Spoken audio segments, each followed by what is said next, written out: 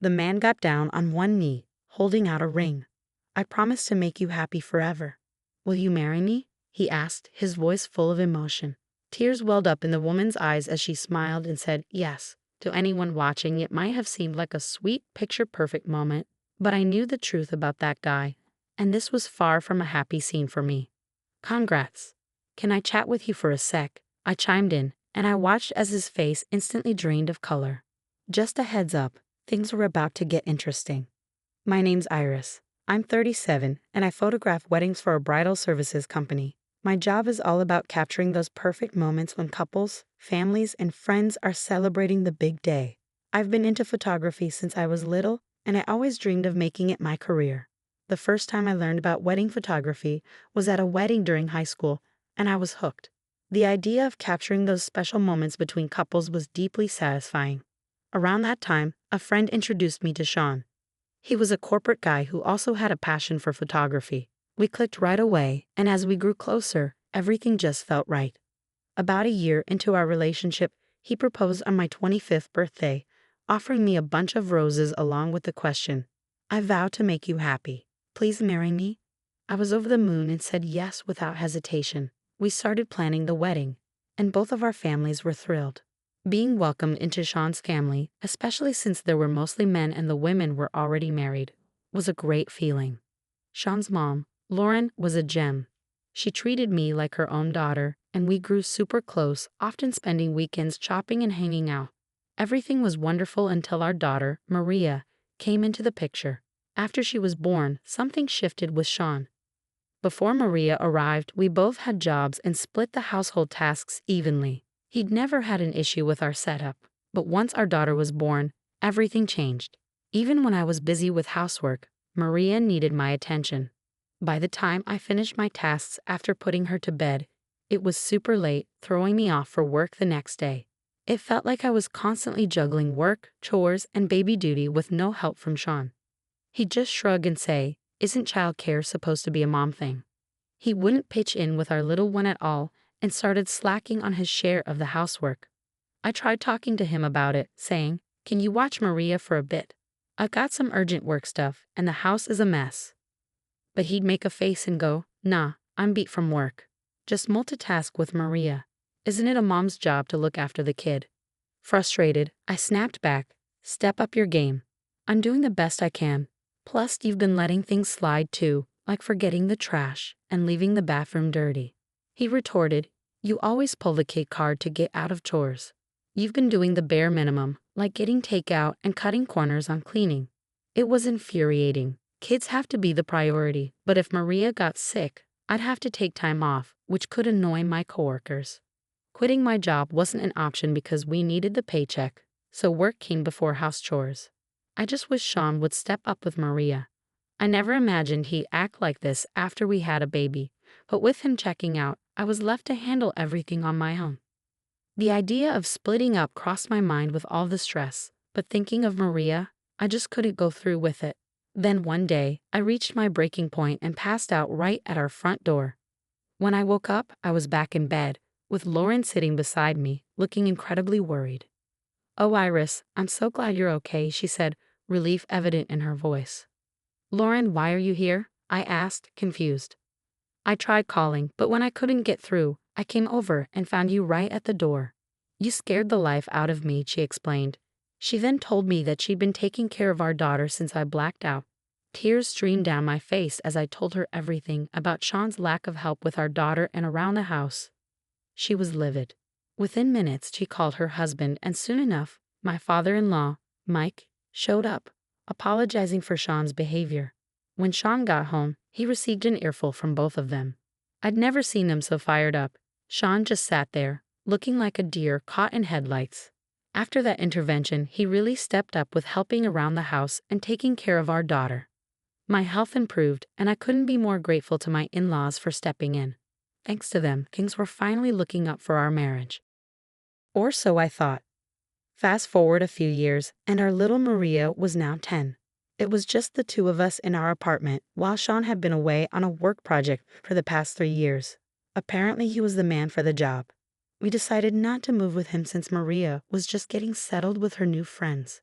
We did our best to stay connected, using FaceTime and Zoom, but about a year ago, things started to feel off. Sean became more elusive, often taking hours to respond to my messages, even on weekends. When I asked what was going on, he'd brush it off, saying I was just taking a break. What's the big deal? He also grew distant with both Maria and me. One day, she eagerly said, "Oh, can I see you next, Dad? I've got so many stories about school and my friends." All he responded with was, "I'm married and at work right now.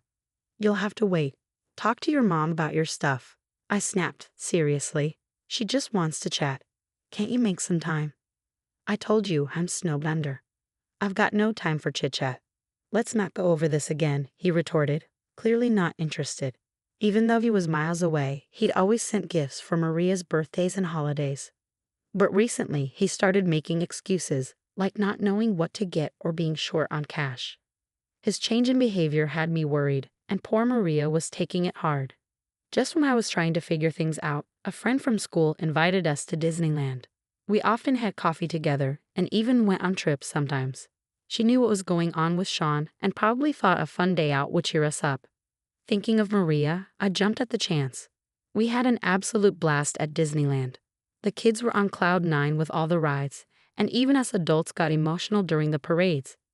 "Mom, let's hit that ride next. Come on." Maria was pulling me along, all excited. It was just so great to see her this happy. After grabbing a bite to eat, we headed for the castle. When we got there, we noticed a crowd buzzing with excitement. People were saying things like, "How romantic," and "He's so brave." We had to see what was going on. Right in front of the castle, a guy was down on one knee with a ring, saying, "I want to be right there next to you from now on. I want to make you the happiest person ever. Will you marry me?" The crowd was super pumped about this public proposal, but I was in shock, because I knew that guy. Maria's voice trembled with surprise. "Why is Dad proposing to a woman I've never seen before?" "Yep, that was my husband Sean, down on one knee."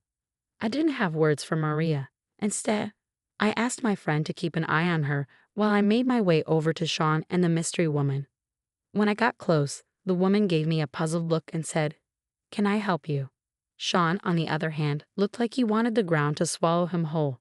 Keeping my cool, I said, "Hi there. I'm Iris, a wedding photographer, and you two look picture perfect. Mind if I snap a few shots?" Her face lit up. "Really? That's awesome. How about an interview for a magazine piece too?" Before Sean could say a word, she chimed in, her excitement bubbling over. "Absolutely," I said as I turned on my voice recorder. Always have it with me because of work. Turns out, her name's Christina, a good 10 years younger than Sean. She even introduced him to her folks. He told me he was divorced, having escaped a terrible marriage. "He's been nothing but wonderful to me. His ex sounds like a real piece of work. But I'll treat him right," she said, her voice full of conviction. I watched as Sean squirmed, and then I took a bunch of pictures, including shots of their new rings. After swapping contact info and promising to circle back if the magazine was interested, I left them. Back with my friend, she looked worried. "What was that about?" she asked. I just shrugged, not wanting to get into it. As Maria and I headed home, my phone blew up with calls and texts from Sean. I ignored them all. His explanations? I couldn't care less. He's going to wish he never crossed me. A couple of days later, he called, sounding panicked. "What have you done?" He rambled on about problems at work. I snapped, "You brought this on yourself. You cheated, you lied to a young woman, and you freaky proposed to her. What's wrong with you?" He didn't have much to say after that. Later on, I met up with Christina and laid out the whole story. She was angry and hurt, especially when I showed her our wedding photos. "I had no idea," she said, sounding heartbroken. "He told me you two were done. I don't even know how to apologize to you." "You don't need to apologize. We've both been played. I feel horrible for what my husband has done to you," I said, trying to reassure her. I couldn't blame her for what had happened. If I had discovered Sean's affair earlier, she might have been spared. She gave back Sean's ring and ended things with him, then dropped a bombshell at his workplace. I bet they weren't too thrilled with him. When I finally spoke to Sean, I didn't hold back. "Obviously, I'm leaving you. Get ready to pay up for what you've done." He tried to bargain. "Look, I ended things with Christina. Let's work this out." "Have you lost your mind? The moment you started this, it was done. And just so you're clear, I've got all the proof I need. Photos, recordings, you name it. Christina even offered to compensate me, but she's not the one to blame here, so I turned her down. Christina handed over their text messages and photos as evidence.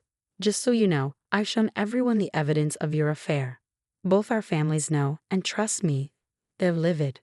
Sean, sounding desperate, said, "Look, I'm truly sorry. Being on my own made me do stupid things, but a divorce? Think about Maria. It's going to be rough for her with just one parent." I couldn't believe he'd go as far as proposing to someone else while we were still married and then use our daughter to try and make things right. I fired back, growing up with a dad who cheats is a whole lot worse than having a single mom. I'll take care of her. And just so you know, she thinks it's weird you're with someone so much younger. She doesn't want to see you anymore. He barely managed to say, "Can I just talk to her once?" But I've had enough. Stop it right now. The only fatherly thing left for you to do is pay child support and keep your distance. Never come near us again. With that, I hung up, leaving him crying on the line. Soon after, we finalized the divorce. Naturally, I got custody of Maria, along with a settlement and child support. We moved in with my parents, who welcomed us back with open arms. My in-laws called a few days later, full of apologies, with Lauren being especially heartbroken. From what they told me, Sean's stunt had repercussions at work, resulting in a demotion. If he ever went back, he'd be stuck in a dead-end department. They made sure he's paying Maria's child support by having him live with them, with clear threats of cutting him off if he skips even one payment. Now he's just grinding away, getting side-eye from everyone. My in-laws have been amazing though. Maria loves spending time with them, and they light up her world. As for me, I'm focused on what's ahead and committed to doing everything I can to keep Maria happy. I'm ready to take on the world.